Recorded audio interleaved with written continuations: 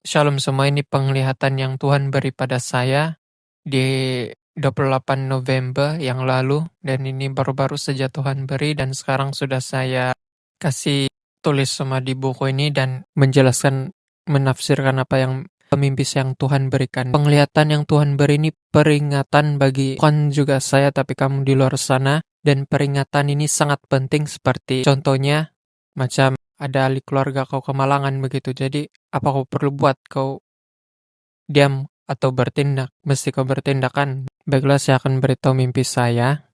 Di mimpi ini saya bersama pasangan saya bermain game.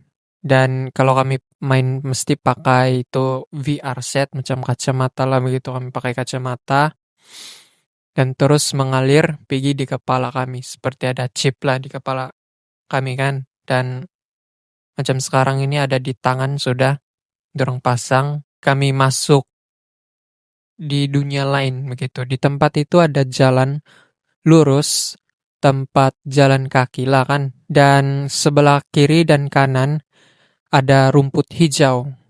Tapi sebelah kanan saya ada nampak patung-patung roh jahat bersusun saja. Sini jalan sebelah kanan sini, dia lurus saja begitu. Tuh patung bersusun barisan lah begitu hingga penghujung sekali seperti tebing.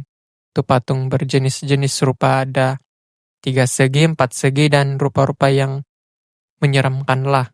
Dan di situ pasanganku mengatakan, di sini kita tidak perlu risau, boleh buat dosa, dia bilang. Jam berhubungan sebelum kawin lah kan begitu. Itu benda memang tidak boleh lah kan. Itu dosa namanya. Baiklah, kita teruskan. Saya nampak di ujung sebelah kanan juga ada perempuan, dan patung itu berhadapan dengan perempuan itu. Dan di hadapan perempuan itu, di tanah tuh ada terletak tanda garis pangkal ular, dan ada kain masih terlipat lah, dan pisau. Seperti itu melakukan upacara pengorbanan yang dilakukan satanik kan, yang di luar sana. Terus saya buka nih kacamata, saya mau keluar di situ, berhenti bermain tuh game. Saya paksa hingga saya dapat bangun kembali, dan macam kalau kau tak pakai sejatuhkan VR tuh, kau macam tertidur lah begitu kan, tapi kau masih apa nih, macam masih sedar lah, tapi bukan yang dunianya nyata, yang di dunia lain tuh kau sedar. Tapi saya berusaha betul bangun, dan saya dapat bangun. Saya ambil alat yang saya guna untuk main game tuh, tekan butang henti, dan saya dapat keluar dari situ. Jadi tidak lama tuh seperti saya digoda lagi untuk mau cari tahu kan, ingin tahu apa yang jadi sama tuh perempuan yang sin tadi tuh, perempuan dan patung roh jahat itu sama ritual tuh. Jadi saya masuk balik lah begitu kan, tergoda. Pakai balik tuh kacamata, dan ya saya pergi di dunia itu kembali.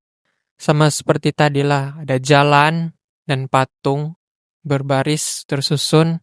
Masa tuh mimpi itu ada perubahan dia. Perempuan tuh yang berdiri tuh, dia baring di kain dengan tubuh yang membuat tanda pangkal, dan tangan dan kaki dia seperti ular tuh, dan tangan kakinya diikat, dan ada darah seperti wanita itu sudah dikorbankan lah di situ. Saya cepat-cepat mau buka kembali nih kacamata, mau keluar betul, tapi tidak dapat sebab ada price, ada bayaran dia, perlu dibayar tadi. Sebab saya sudah, yang first itu saya paksakan keluar tadi, jadi saya melanggar sudah. Jadi saya masuk balik, sekarang pun saya paksa juga keluar, tapi sekarang ini tidak dapat. Tapi tubuh saya dapat bangun juga. Tekan alat, tapi saya masih dalam dunia tulah kan. Saya tekan alat tuh, kasih henti, tapi tidak dapat. Tiba-tiba dia ada ular kecil, dia melilit di tangan saya. Kecil, terus dia gigit sini. Cep, cep, gitu. Sakit betul saya rasa, macam real betul. Tuh rasa sakit dia gigit tuh. Dan saya lari sambil bawa alat tuh. Saya lari, ada rumah papan macam orang keji punya lah. Kamu dapat lihat juga. Ada tangga, saya naik, tempat tuh kosong lah. Dan saya coba betul mau tekan-tekan tuh, kasih stop, tidak dapat. Dan sebelum saya lari tuh kan, sebelum saya lari, saya pergi di rumah tuh, saya ada nampak dorang. Satu orang, oke, dia tinggi, dia macam pengurus lah, rupa dia macam manusia. Satu lagi lelaki pindik macam kerdil. Dia nih macam pembunuh bah. Sama mencuri sama suka si main-mainkan manusia begitu. Rupa dia atau macam mana tuh. Tapi begitulah. Macam bah Hercules tuh. Ada dorang yang biru sama yang gemuk tuh. Yang biru tuh tinggi lagi kan. Yang gemuk tuh warna merah tuh dia pindik. Begitu saya nampak. Dan ada lagi di situ saya nampak satu orang lelaki macam saya juga, tapi kepalanya dipenggal, dipotong oleh lelaki pindik tuh. Yang kerdil tuh yang saya bilang tadi, tapi badannya masih hidup, masih berdiri, dia boleh bergerak-gerak lagi kan. Dan kepalanya ini sama tuh yang kerdil pindik tuh kan yang saya bilang tadi, dan tubuhnya itu ikut saya lari pergi di rumah tuh sampai kami di dalam dengan hanya tubuh saja bergerak sama-sama. Dan dua orang tinggi pengurus dan pembunuh kerdil tuh dapat kejar kami sampai di rumah tuh, dan datanglah mereka naik di pintu tuh saja. Dorang berdiri terus saya pukul yang tinggi pengurus tuh guna benda, dan pengurus tuh berkata, "Jangan pukul saya, bukan saya salah," dia bilang.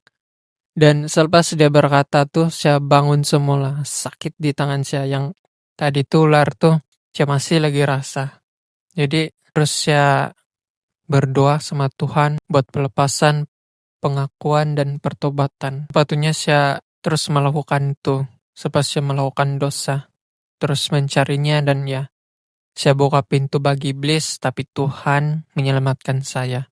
Jadi itulah peringatan yang Tuhan beri kepada saya. Dan ini sangat-sangat penting bagi kamu semua yang di luar sana.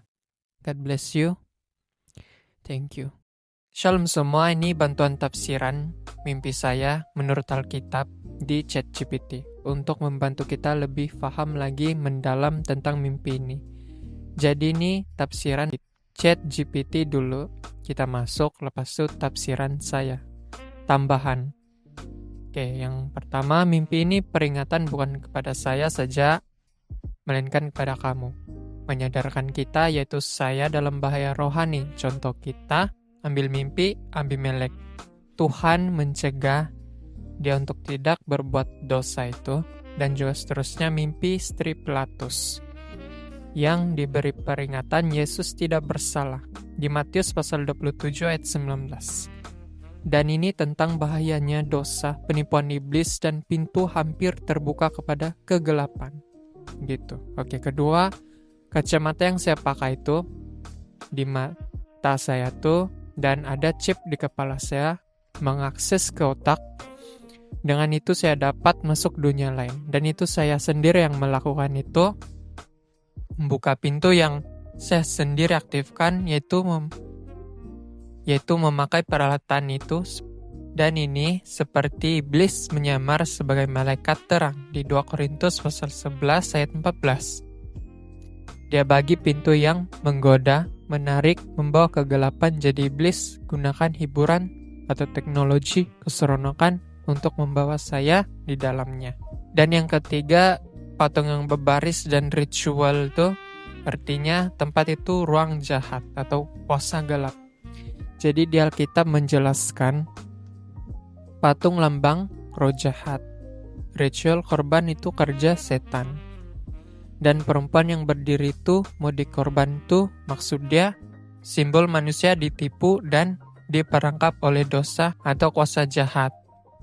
Jadi menunjukkan peringatan kita harus menjauhi dari segala bentuk dosa yang membuka pintu. Membuka pintu kepada roh jahat. Jadi keempat, pasangan saya ajak buat dosa, berzina. Dan itu godaan nafsu yang iblis gunakan.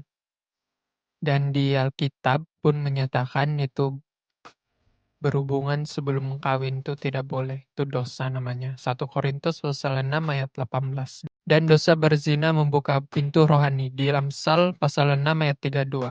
Dan nafsu adalah senjata utama iblis yang mereka gunakan. Yakobus pasal 1 ayat 14 hingga 15. Dan ini kita tahu iblis boleh menggunakan muka yang orang kamu sayangi, dia guna untuk menggoda kamu dalam dosa. Itu siapa-siapa saja kan, dia boleh guna antaranya. Contohnya pasanganmu lah begitu macam saya. Oke. Sama seperti ular, ia menggoda Hawa untuk jatuh dalam dosa menggunakan suara yang meyakinkan dan menggunakan ayat-ayat di Alkitab untuk meyakinkan manusia itu. Dan terjatuhlah. Jadi godaan ini bukan berzina saja tapi banyak lagi. Jadi iblis menggunakan cara apapun dengan menggoda manusia untuk membuka pintu yang membawa manusia jatuh di dalam itu. Terusnya kelima yang saya mau keluar tapi tidak dapat sebab ada price yang perlu saya bayar itu lah hukum roh. Seperti hukum fisikal kan, kau jatuh kau luka. Dan hukum roh itu kau berdosa akibatnya rohani lah. Sangat tepatnya di Roma pasal 6 ayat 23. Upah dosa ialah maut. Jadi mimpi saya ini sudah melanggar sistem dan paksa keluar, melambangkan saya coba keluar dari godaan, tapi masih ada ikatan atau pintu yang belum ditutup. Jadi dalam rohani, jika pintu dibuka, roh jahat boleh tuntut hak, dan itu kita sendiri yang buka itu. Saya sudah tahu tuh jahat, tapi rasa ingin tahu godaan itu dan memilih buka dan akibatnya pintu dibuka dan roh jahat menghancurkan dia masuklah. Amin. Seterusnya keenam, dua ular yang melilit, menggigit itu di tangan Syakosa dosa yang menyerang. Di Alkitab mengatakan ular itu lambang setan. Ular melilit maksudnya dosa memerangkap apabila kau sudah melakukan itu. Dan godaan itu yang semakin kuat dan menyerang. Jadi gigitan yang sangat real saya rasakan itu bukan mimpi biasa tapi serangan rohani lah begitu. Dan peringatan dari Tuhan. Oke, ketujuh, lelaki tanpa kepala. Maksudnya manusia yang dikawal dosa. Ini saya ingin tambahkan dari tafsiran saya. Contoh, macam saya, kepala saya terima apa yang Tuhan beritahu dari firman-Nya. Semua hikmat dan pengertian, tapi tubuh kita tidak melakukan apa-apa, melainkan melakukan dosa yang dikawal oleh dosa. Boleh juga diartikan, coba kepala kita tercabut dan hanya badan kita yang bergerak. Apa badan kita buat? Tiada arah tuju kan? Macam kawan kau cakap, jom pergi sana. Tapi dia pergi tempat lain, di tengah jalan pula gitu. Jadi kita perlu kepala kita untuk mengisi tubuh kita, tujuannya, hendaknya, dan hati kita harus menerima dengan sungguh-sungguh. Seperti gereja adalah tubuh, dan kepala adalah Yesus. Jadi apa jadi kalau Yesus tiada? Kacau balau lah kan gereja. Jadi kita semua memerlukan dia memberi tujuan, visi, masa depan, pertolongan. Hanya dialah sumber yang unlimited. Jadi peringatan jika seorang bermain dosa, akhirnya dosa itu mengejar dan mengawal hidupnya. Dan tolong tubuh kita ini untuk memuliakan Tuhan. Jadi kita harus memakai tubuh kita ini untuk memuliakan Dia.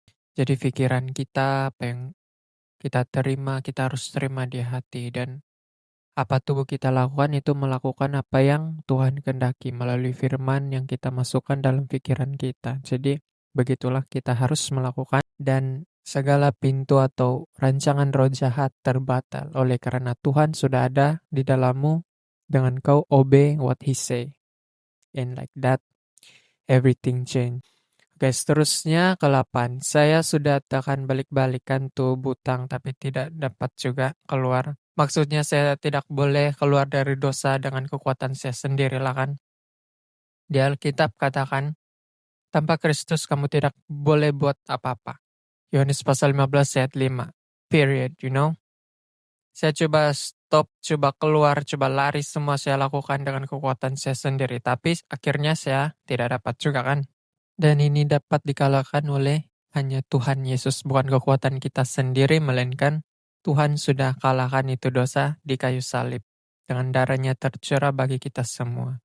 Dan akhir sekali, dan mimpi saya yang pokok lelaki tinggi itu yang pengurus, dia berkata, bukan salah saya, dia bilang. Ini pengakuan roh jahat bahwa pintu dibuka oleh manusia sendiri. Dan ini sangat mendalam. It hit you like a baseball bat. like that. Jadi roh jahat tidak boleh sesuka masuk di pintu kita. Kalau tidak kita yang buka sendiri, dia akan masuk kan. Jadi dalam Alkitab orang kerasukan berlaku bila pintu dibuka. Lukas pasal 11 ayat 24-26. Dan iblis mencari legal right. Roh jahat dalam mimpi itu seperti kamu berkata, seperti mau berkata lagi, bukan salah saya, pintu itu kamu sendiri yang buka, dia bilang. Dan akhirnya saya terbangun. Saya sangat bersyukur kepada Tuhan sebab dia menyelamatkanku di mimpi itu. Dan itu roh jahat tuh hampir lagi masuk di pintu lah.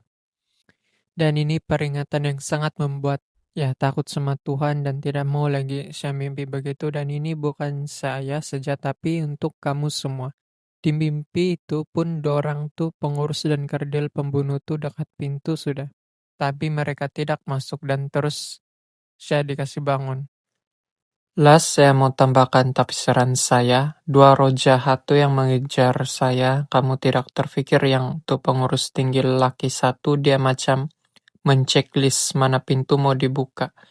Dan di situ dia menghantar atau menyediakan roh-roh jahat. Contohnya yang kerdil pembunuh tuh merusakkan. Dan itu macam ya pekerjaan si iblis lah. Dan Tuhan bekerja melalui malaikat. Roh Kudus kekuasaannya mutlak dan kita manusia yang sedang diperebutkan oleh dua nih. Dan kita harus memilih selama-lamanya bersamanya atau selama-lamanya berpisah dengannya. Jadi apa kamu pilih? Thank you, God bless you.